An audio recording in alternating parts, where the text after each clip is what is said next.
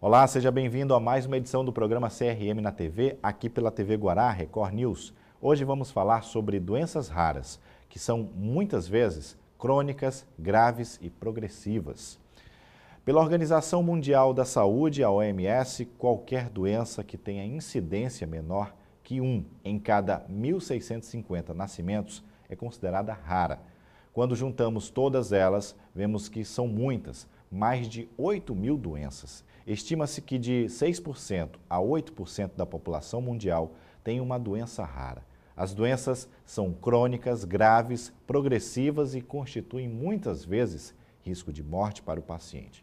Cerca de 80% das doenças raras são de origem genética, mas existem também as causadas por fatores ambientais, comumente resultado de algum medicamento, e ainda as causadas por infecções.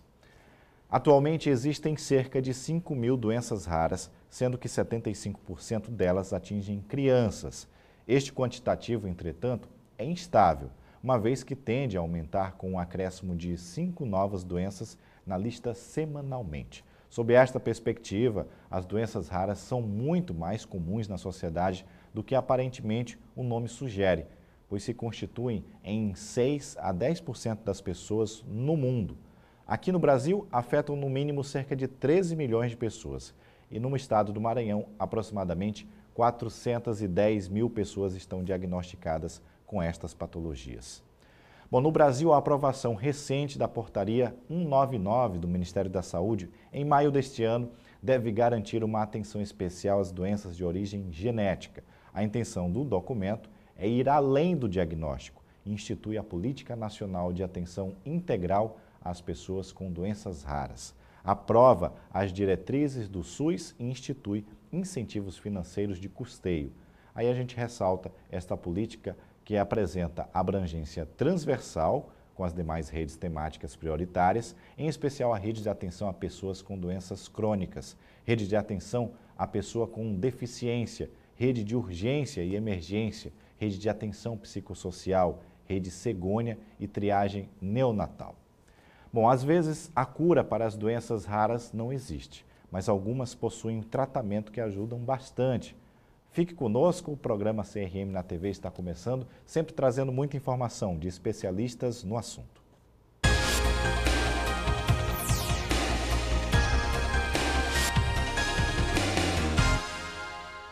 Já estamos de volta e vamos continuar falando sobre doenças raras. Para falar sobre estas patologias, o diagnóstico, tratamentos e políticas públicas voltadas para os pacientes acometidos pelas doenças, vamos falar hoje com a geneticista Maria Juliana Doric. Ela é membro da Sociedade Brasileira de Genética Médica, médica geneticista da maternidade Marli Sarney, também do Hospital Juvencio Matos e também médica da APAE São Luís, do setor do teste do pezinho. Aqui recebemos em nosso estúdio para início do CRM na TV. Doutora Maria Juliana, seja muito bem-vinda. Que bom que a senhora está aqui conosco. Obrigada pelo convite, né? Muito bom dia a todos. E assim, esse tema é muito vasto, o tema das doenças raras, e é difícil a parte de fazer o diagnóstico. Então, geralmente, as pessoas com doença rara, ela passa por uma peregrinação por vários médicos diferentes, porque em geral, são doenças crônicas, progressivas e que afetam vários sistemas. Então, a pessoa pode ter vários órgãos com sinais e sintomas diferentes e às vezes vai procurar um e outro médico e no final você não consegue juntar o todo, que é uma causa só, geralmente genético, né? Então, as doenças raras, 80% delas têm uma causa genética. E nós temos, então, esse médico geneticista como sendo um dos médicos que geralmente tem a capacitação, a habilitação para organizar esse diagnóstico de uma forma mais sucinta, mais direcionada e orientar a família na parte do aconselhamento genético sobre o que é a doença, quais são os sintomas, né, dessa doença, qual que é o tratamento para cada tipo de sintoma, ou se teria um tratamento específico. Hoje, cada vez mais, nós temos mais doenças sendo descritas, mas temos também mais doenças já antigas que estão aparecendo os tratamentos específicos. Sim. Por causa de longos anos de pesquisa em termos de tratamento. Então, a princípio, o que nós temos hoje em relação às doenças raras está sendo mudado pela questão das políticas públicas, que começaram a olhar mais para essa fatia da população, porque quando a gente fala doença rara, ela apresenta mais ou menos não, assim, um número da Organização Mundial de Saúde seria aquela que afeta 1,3 pessoas para cada 2.000, né, pessoas da população geral. E isso quer dizer, na nossa sociedade, mais ou menos 13 milhões de brasileiros, né? E aqui no Maranhão, mais ou menos 400 mil maranhenses. Doutora, para que a gente possa passar essa informação para o telespectador, o que seria essa genética médica, para que a gente comece a entrar no assunto e, né, desvencilhe aí essas informações sobre essas doenças raras? Então, a genética médica é a área que cuida, porque no nosso corpo, todos os nossos genes, né, se manifestam. Agora, essas manifestações que são só charme, beleza, né, saúde, enfim, não nos preocupa na área da genética médica. O que chama a nossa atenção, o foco do nosso trabalho, é aquele gene que se expressa de uma forma a trazer alguma doença para a pessoa. Então, a genética médica cuida de doenças com causa genética, que são aquelas que, em geral, podem ser herdadas. Pode sim acontecer em um primeiro momento, uma primeira pessoa na família. Então, nem tudo que é genético é herdado, mas a partir do momento que ocorre naquela família, pode ser, sim, passado para os filhos daquela pessoa, ou às vezes aparecer nos netos, né? Então, assim, muita gente não sabe ainda o que o médico geneticista faz, e às vezes confunde um pouco com a parte do laboratório, que normalmente os biólogos geneticistas que cuidam mais, né? Então, o médico geneticista, ele vai atuar trabalhando como médico em geral, fazendo consulta, né? Fazendo desde a história da gestação, do parto, como é que foram, o que é que foi utilizado, se a pessoa teve alguma doença, às vezes algumas doenças das mães, pode sim levar a alguma malformação do feto, então, por exemplo, diabetes, hipotireoidismo, se não tratado. Por isso é tão importante organizar, né, a gestação. O ideal é planejar, e aí o planejamento da gestação vai fazer com que ela seja mais segura na hora de você ter os cuidados para o bebê nascer bem, para ele nascer saudável. Daí a importância de tantos exames, né, os pré-natais, né? Sim, e o ideal mesmo era que fosse pré-concepcional, né? Porque se você tem uma doença de base, o diabetes, alguma coisa, e aí já não é genético, né? Então, assim, só que às vezes se confunde com a parte genética. Eu vou explicar isso daqui a pouquinho, mas só para a gente concluir esse assunto, então a parte de exames pré-concepcionais seria importante justamente para que, se tiver alguma doença de base, ela seja tratada, né? Tipo, diabetes pode causar malformação, a parte de rubéola, quem não tomou a vacina ainda, né, deve tomar a vacina para a gente evitar o caso de rubéola congênita, que cada vez é mais raro justamente por causa da existência da vacinação, né? Então, isso são coisas que causam malformação nas crianças, mas não são genéticas e que podem ser totalmente evitadas, né? Então, só aproveitando, uma coisa que a gente não fala muito e que também pode causar malformação na criança é o uso de álcool. Então, o uso de álcool, de medicamentos durante a gravidez, pode sim levar a alterações na formação do bebê. O álcool, ele é muito importante, ele altera muito a formação do cérebro do feto, né? Então, pode dar deficiência intelectual, a cabeça pode ficar pequena. Então, a gente tem que ter muito cuidado antes de engravidar, planejar a gravidez direitinho, para não estar usando nenhum teratógeno, que são essas substâncias que causam malformação. Então, álcool, medicamento, radiação, tudo isso pode causar alguma malformação. Doutora, né? Maria Juliana, agora eu sigo perguntando com relação à prevenção desses tipos de patologia, essas doenças raras, mediante um diagnóstico, mediante um acompanhamento, como a senhora já mencionou, é possível aí se prevenir desses problemas? Sim, então eu falei bastante das causas ambientais, né? As causas genéticas, então elas podem ser herdadas. Como a gente não sabe mudar o que está escrito no DNA, a gente não consegue ir lá e alterar essa receita ainda, né? Tem algumas pesquisas a respeito, mas hoje a doença genética ela não tem cura. Ela tem sim como fazer prevenção, e aí essa prevenção seria em todos os níveis. A primeira prevenção, que é a medicina preventiva, que a gente trabalha em prevenção primária, seria de evitar com que nasça a criança com essa doença. Então, algumas medidas que podem ser feitas e que podem ser orientadas seria que o médico da família, né, o médico lá do Programa de Saúde da Família, possa triar bem, né, a nossa população aí para saber quem são as pessoas em risco para ter filhos com doença genética. Então, as pessoas que geralmente deveriam ser encaminhadas para uma avaliação específica com o médico geneticista no serviço de referência, seriam aquelas pessoas que têm algum caso na família de criança que nasceu com alguma malformação, ou com deficiência intelectual, ou deficiência visual, ou auditiva já desde o nascimento, né? Ou também casais consanguíneos, então quando são primos, principalmente os primos de primeiro grau, a gente sabe que tem uma chance maior de ter um filho com algum problema.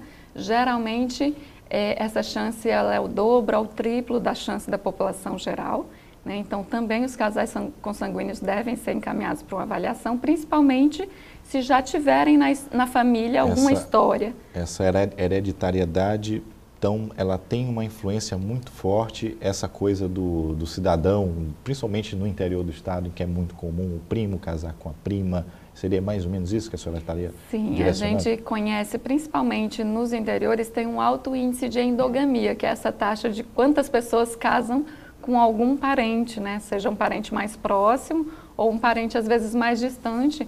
Mas, assim, só para ter uma ideia, a chance de um primo que casa com a prima em primeiro grau, ter um filho com algum problema é na faixa de 9%. Então, a chance da população geral de ter um filho com algum problema de formação seria cerca de 3%. Então, de 3% para 9% é o que duplica, triplica. E a gente tem muito ainda essa cultura, né, de casamento consanguíneo, principalmente nas cidades menores, em que as opções também não são muitas, né? Então tem até uma história de um padre que diz que comprava as bicicletas e falava assim, olha, vão namorar no povoado vizinho para ver se evita um pouco os casamentos consanguíneos, né? E a realidade no interior deve ser bem difícil de ser tratado. Essa especialidade da área médica já chegou no interior do estado para que tenha essa orientação, tenha esse consentimento? Nós somos raros também, né? Os médicos geneticistas ainda são poucos no país, mas a gente agora que teve a política nacional de atenção integral às pessoas com doenças raras, eu acredito que vai sim como um incentivo para a formação de mais profissionais.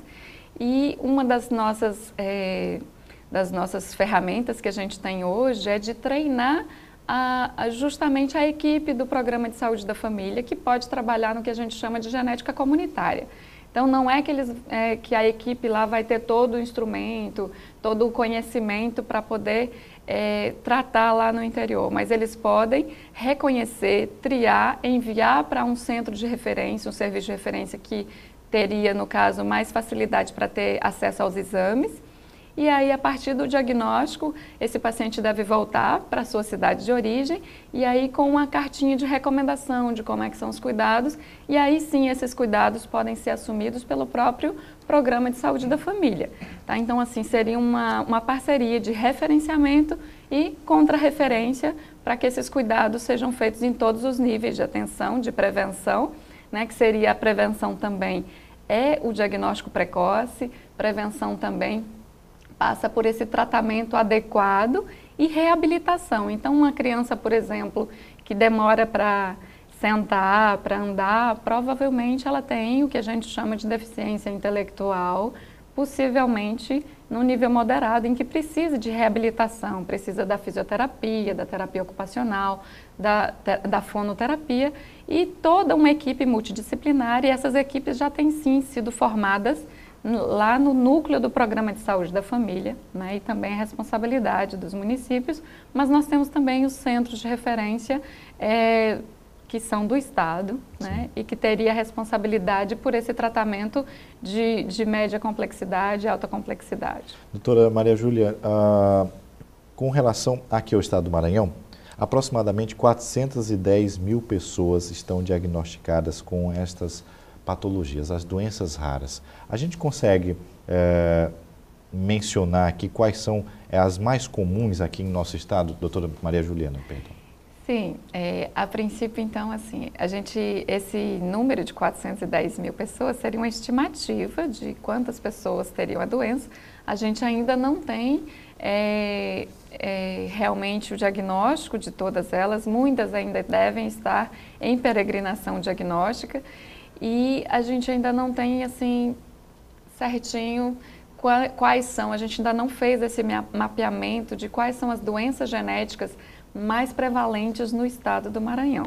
Então, esse é o objetivo do serviço de referência, que nós estamos organizando para que seja habilitado, né? Então, existe um projeto de minha autoria que a gente apresentou para a Secretaria de Estado de Saúde e que deve entrar agora em andamento para que seja habilitado esse serviço. Isso é tão urgente em termos de que existem, né, mais ou menos essas 400 mil pessoas ainda não diagnosticadas corretamente, né, e que precisam desse tratamento e principalmente da orientação sobre de onde que vem essa doença, se existe chance de os filhos dessa pessoa nascer também com essa doença também, né, se tem outras pessoas na família em risco.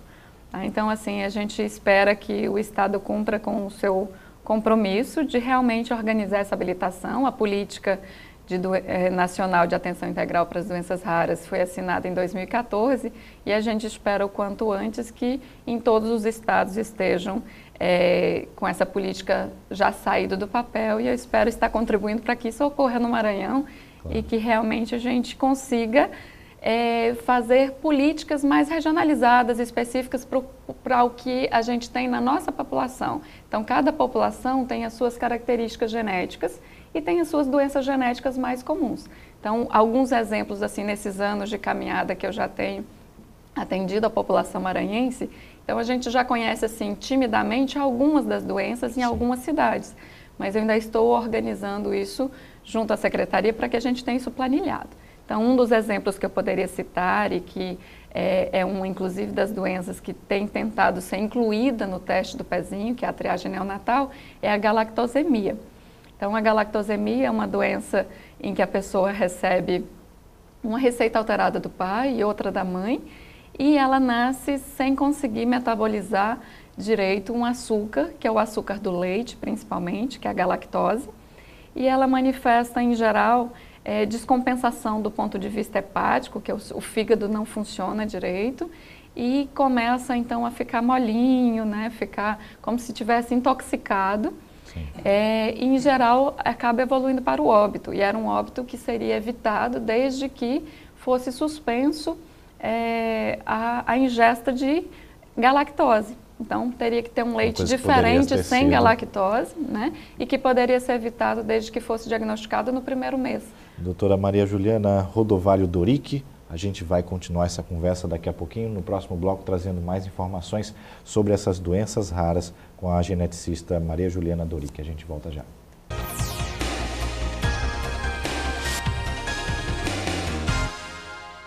Estamos de volta e o programa CRM na TV continua falando sobre doenças raras. Atualmente existem cerca de 5 mil doenças raras, sendo que 75% delas atingem crianças. A presença de doenças raras no Brasil afetam, no mínimo, cerca de 13 milhões de pessoas, e aqui no Maranhão, aproximadamente 410 mil pessoas estão diagnosticadas com estas patologias. E continuamos recebendo aqui a doutora Maria Juliana Rodovalho Doric, geneticista, e falávamos no bloco anterior sobre a galactosemia, que tem uma presença muito forte no interior do estado, segundo um levantamento que a senhora vem fazendo junto à Secretaria de Estado da Saúde. O que é que precisa ser chamado a atenção para o profissional da área médica que atua no interior do estado sobre a galactosemia? Esse é um assunto muito importante porque está entre os grupos das doenças metabólicas, que você não vê nada, né, na criança olhando assim, você só vai suspeitar de acordo com algum sintoma. A princípio, no caso da galactosemia, o que você observa mais é a colestase neonatal. Então, a colestase neonatal é aquela icterícia que surge à custa do que a gente chama de bilirrubina direta. A icterícia, que é mais conhecida como aquela pele amarelada, né? Que as pessoas às vezes chamam de amarelão. Mas, enfim, a icterícia é um termo médico, então, para justificar essa elevação das bilirrubinas. E no caso da colestase neonatal, principalmente naqueles casos das crianças que nascem bem, sem nenhum outro sintoma, sai sugando bem o seio materno, e depois que ela se expõe ao leite, ela começa a ficar com um quadro de hipoatividade, com dificuldade de sucção, e começa a ficar com a pele amarelada lá pelo 5º, 6º dia, às vezes um pouco antes, e vai só piorando do ponto de vista hepático, que é o fígado, e também do ponto de vista neurológico. Então, nesses casos, a gente tem sim que suspeitar de galactosemia em paralelo, enquanto investiga também as causas infecciosas, porque a infecção ainda é a principal causa de colestase neonatal.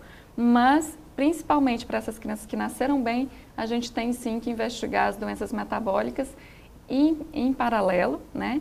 E aí daí a importância da gente conhecer essa contribuição para que a gente genética para as doenças, para que a gente possa organizar, para que cada município saiba o que é mais comum, o que é mais prevalente, e talvez a gente não devesse colocar nos moldes da triagem neonatal, como tem sido feito para o Brasil todo, talvez a gente devesse colocar em alguns municípios algumas doenças que são mais prevalentes naquele município e não testar todo mundo que nasce bem para todas aquelas doenças, porque cada exame que é incluso no teste do pezinho tem um custo, né?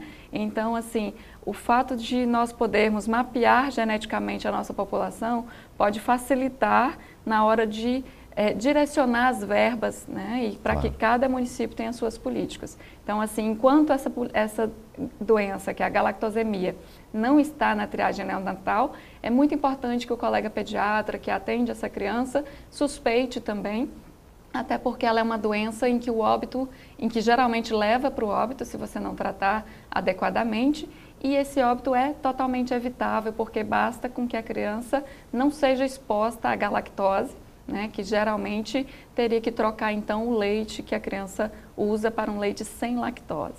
Doutora, no último dia a senhora falou em investigação, falou no teste do pezinho, e no último dia 6 de junho foi aí mencionado, comemorado, celebrado o Dia Nacional de Conscientização do Teste do Pezinho. É daí que começa todo o mapeamento, digamos assim, da vida do ser humano, que ele pode ter a sua vida orientada, melhor trabalhada, o profissional pode atuar de melhor forma? É a partir do teste do pezinho? Sim, o teste do pezinho foi um ganho muito importante, foi uma política específica que teve em 2001 no Brasil, que é a Política Nacional de Triagem Neonatal, e que organizou serviços de referência para que acontecesse essa triagem. Então, aqui no Maranhão, o serviço de referência é a Paz São Luís, que eu sou médica de lá também, né? Então, assim, é muito importante a gente orientar melhor a população sobre esse direito da criança, que é o direito a ser triado. Por quê? O teste do pezinho, como você disse, é muito importante no sentido de quê? De diagnosticar cedo doenças que são, na sua maioria das doenças que estão incluídas no teste do pezinho, são doenças genéticas, que, como eu já mencionei, não têm cura, mas têm um tratamento muito bom. Então, principalmente aquelas que estão no teste do pezinho. Então, nem todas as doenças são investigadas, cada uma tem um exame, né, diagnóstico, e no teste do pezinho a gente não tem condições de fazer todos os exames para todas as mais de 5.000 doenças genéticas, né? Apesar de que todas geralmente têm uma dificuldade para o diagnóstico, até porque no nosso ensino médico não é muito ainda enfatizado a existência das doenças genéticas. Então, o teste do pezinho, por exemplo, nós fazemos hoje, nós estamos na fase 4. Em 2001 foi começada a fazer a fase 1, aqui no Maranhão, que era só investigado a fenilcetonúria e o hipotiroidismo, né? O hipotiroidismo congênito, que é aquele que a gente já nasce com ele. Então, no caso, a fenilcetonúria é o ícone, né, da triagem neonatal. Por quê? Porque a fenilalanina, ela é uma parte da proteína, é um aminoácido, e que ela causa toxicidade para o cérebro da criança. Então, no caso, ela causa essa toxicidade se a criança não tem uma ferramenta importante, que é uma enzima que metaboliza a fenilalanina. Então, é também uma doença metabólica, e é hereditária, né? Recebe também, a criança também, do mesmo jeito da galactosemia, recebe uma herança alterada do pai e outra da mãe, e aí ela fica sem a ferramenta funcionante. Então, essa fenilalanina, ela sobe no sangue da criança e é o que a gente dosa na hora que a criança começa a amamentar. Então, para fazer o teste do pezinho, porque a gente investiga a fenilcetonúria, a criança precisa estar alimentada há 2 dias já pelo menos mamando, para a gente saber se está acontecendo alguma coisa de diferente, se essa criança tem algum problema com a ingesta alimentar. Então, assim, a gente sabe, eu vou aproveitar aqui para reforçar que o leite materno ele é essencial para o desenvolvimento da criança, para o cérebro, para muitas coisas, e é muito importante que o aleitamento materno seja exclusivo até o 6º mês. Então, é importantíssimo que a gente saiba exatamente quem são as crianças que não estão nesse perfil de que devem ser amamentados, porque tem algumas crianças que têm essas doenças raras, né, mas que existem, então, e que algumas delas podem ser justamente tratadas com a mudança da alimentação. Então, criança que tem fenilcetonúria, que tem galactosemia, que tem homocistinúria, são várias outras doenças que poderiam estar sendo triadas no teste do pezinho, justamente para que a gente possa tratar desde cedo, para que a criança evolua bem, que tenha uma vida normal, com a única coisa de diferente que é comendo um pouquinho diferente das outras crianças. Doutora, falando um pouco do tratamento, nossa rede hospitalar, a senhora atua tanto na rede privada quanto na rede pública. Como é que está essa estrutura? A gente tem uma estrutura de suporte que tem esse tipo de conhecimento por completo? Por completo é complicado. Então, a princípio, assim, o trabalho vem sendo feito nessa parte de genética já há algum tempo. Nós temos aqui, desde 2002, um laboratório de citogenética montado. Então, a UFMA ela tem alguns laboratórios de genética, mas, infelizmente, até hoje a UFMA não dispõe de médico geneticista. Então, acaba que ainda fica só mesmo na parte de pesquisa, não tem uma estrutura laboratorial para atender a demanda. Isso não foi ainda pactuado entre Estado, município e instituições de ensino e de pesquisa que poderiam direcionar a sua pesquisa justamente para atender a nossa demanda local, a nossa realidade e poder justamente auxiliar não só em pesquisa, mas também em diagnóstico.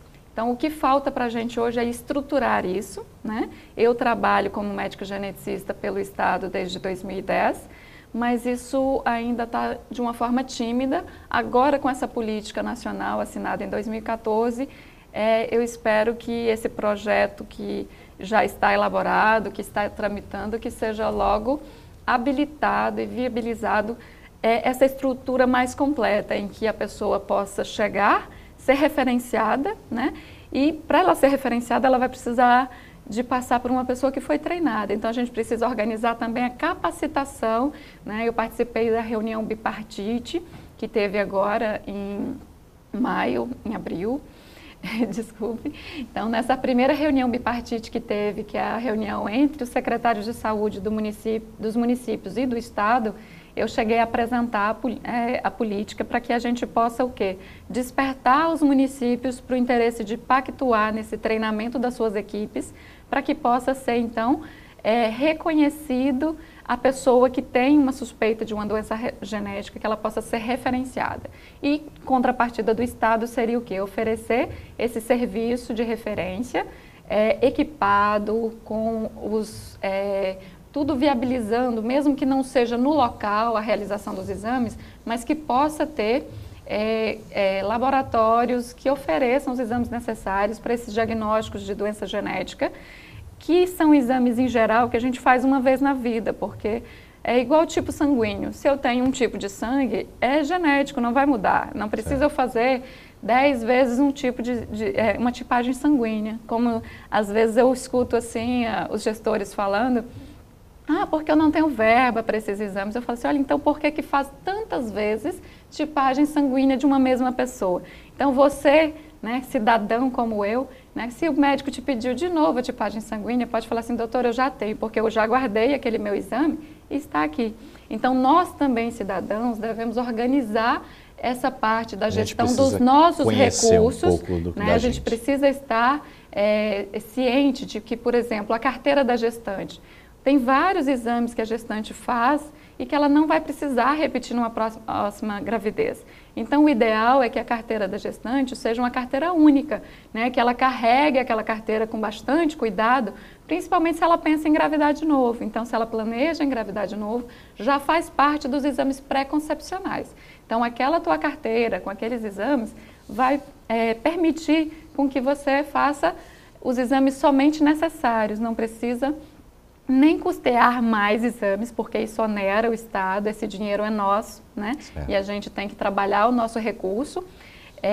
E, no caso, assim, é muito importante que a gente se aproprie disso nessa parte, mas também tem que ter esse treinamento, tem que ter educação desde na escola, né? Uma das coisas que eu costumo falar, tem um site que chama Gravidez Segura, vocês podem colocar aí, vocês estão vendo em casa, pode colocar na internet, Gravidez Segura, que vocês vão encontrar os 10 passos para ter um bebê saudável, né? Então, a princípio, nesse site ele vai colocando sobre esses cuidados e, a princípio, assim, teria essa educação na escola sobre isso. Na hora que fosse falar sobre como é que funciona a reprodução humana, como é que se concebe, né? Como é que é o momento da concepção, já deveria ser explicado para aquela adolescente, aquele adolescente que estão ali, que além de saber, né, de todos os métodos anticoncepcionais que existem hoje, que permitem com que a gente possa programar uma gravidez, também poder explicar quais são os cuidados que a gente tem que ter, porque aquela criança que vai ser concebida,